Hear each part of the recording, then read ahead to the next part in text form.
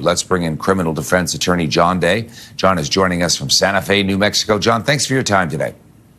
Thanks for having me. Are you surprised by the verdict? I'm surprised that after 8 weeks of testimony and some compelling testimony from these witnesses, that the government was not able to secure a conviction. And that tells us that the jurors didn't believe the witnesses. They didn't buy their credibility.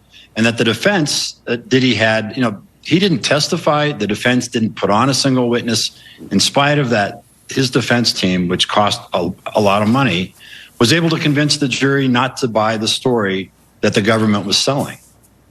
Yeah, obviously. And the idea here was, and correct me if I'm wrong, that two of the star witnesses who had been in relationships with him, there was, these relationships were longer relationships. So there may have been a disconnect with the idea of coercion or consent, or they just were not able to prove it beyond a reasonable doubt.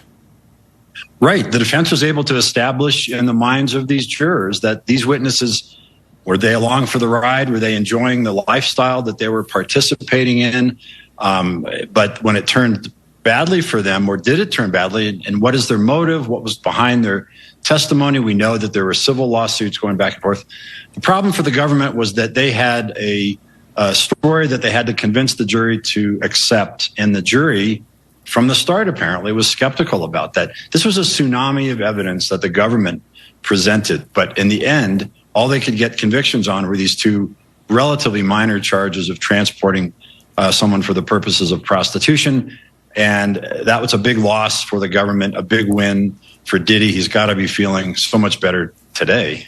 Absolutely. I know racketeering and what's known as RICO, sometimes it can be very difficult for, a layman's jury to understand, what exactly it means, and it can be very complicated as well. You're saying overall this is good news for him, this verdict? It is. And, the RICO charge, the racketeering charge, was hard for even many lawyers to understand it. The whole point of RICO was to go after organized crime families, mob families, mafia families in the 70s. And the government was using it here to say that baby oil and these crazy parties that Diddy had was the equivalent of an organized crime prosecution. And that was kind of a stretch, apparently, for the jurors who didn't buy that Diddy was the head of this big criminal enterprise, and they didn't buy that he used his underlings and his business associates as part of a criminal business enterprise. So it was a stretch for the prosecution. The jury didn't buy it. And Diddy now is looking at probably not a very long prison sentence. I mean, not nearly as long as what he could have been facing. Yeah, I was going to ask you what you think he may face now as a result of those prostitution charges. He was found guilty of them. Theoretically, he's looking at potentially 20 years if the judge stacked these two 10-year sentences. That's not going to happen. He doesn't have a criminal history. I think the judge is certainly going to give him some prison time, whether it's 3 years, 5 years, 7 years, somewhere in there, but not nearly the life sentence, of course, that he was facing, and nothing like 20 years that he theoretically could be facing, because, again, he doesn't have a criminal history. And these two charges, based on what he was facing, these are relatively minor. So he knows when he goes away, he's not going away for very long. John Day is a criminal defense attorney joining us today from Santa Fe, New Mexico. Hey, John, great to get you on. Really appreciate the insights and the knowledge.